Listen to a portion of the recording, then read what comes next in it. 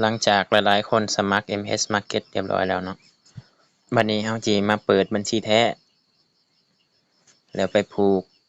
เข้า MT-File เนาะบางคนก็ยังเฮ็ดบ่ได้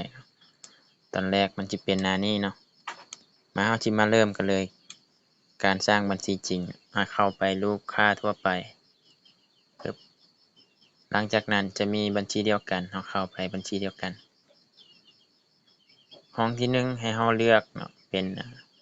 MT5 เนาะ MT5 เพราะว่าเฮาใช้ MT5 เด้ยืนยันห้องที่2เป็นประเภทบัญชีเส้นหรือสแตนดาร์ดบัญชีเส้นนี่เหมาะได้สำหรับมือใหม่เนาะถ้าว่าอยากจะเทรดแบบเงินหลายๆแต่ว่าได้กำไรน้อยๆก็คือเฮาได้100เหรียญเท่ากับ1เหรียญแต่ว่าสแตนดาร์ดนี่เนาะ1เหรียญเท่ากับ1เหรียญเลยเฮาจะได้ leverage เฮาเลือกเลยมันจะให้ใส่1ต่อ 2,000 เฮายืนยันเลยห้องต่อไปแม่นเป็นรหัส Gmail แล้วรหัสตัวนี้เป็นรหัสที่เฮาตั้งเองเนาะตั้งจั่งใดก็ได้แต่ก็ต้องมีพิมพ์น้อยกับพิมพ์ใหญ่เนาะเป็นภาษาอังกฤษแน่แล้วก็สระอักษรตัวสระ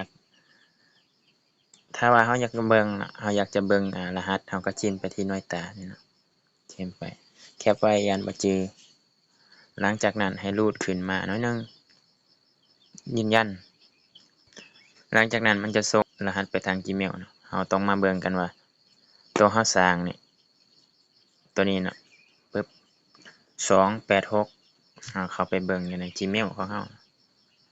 ก่อนที่เฮาเข้า Gmail เฮาสิเข้า MT5 ก่อนเข้าไว้เข้า MT5 แล้วก็เข้าไป3ขีดที่ด้านเทิงนี่เนาะเข้าไปปึ๊บแล้วเข้าไปจัดการบัญชีตึ๊บ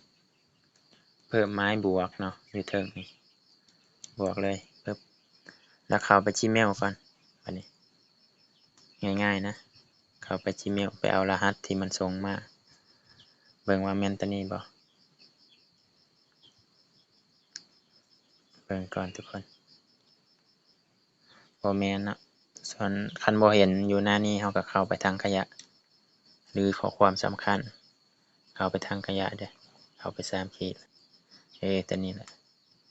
กดเข้าไป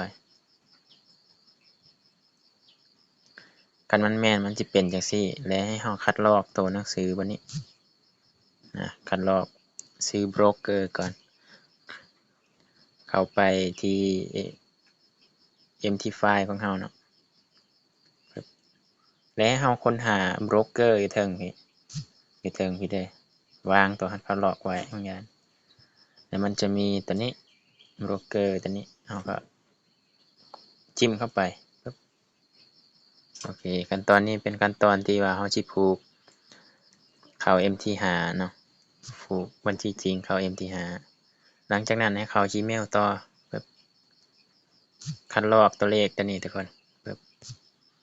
เข้าไป MT5 ต่อวางรหัสผ่านใส่เนาะบัดนี้ปึ๊บปึ๊บส่วนรหัสที่ทุกคนสร้างไว้บางอย่างนี่เนาะชื่อบ่ต้องเฮาแคปเมียนเอาไปเอาอยู่ในรูปก็ได้ยานบ่จือเฮาก็พิมพ์ใส่ลงนี่เฮาพิมพ์เรียบร้อยแล้วปึ๊บ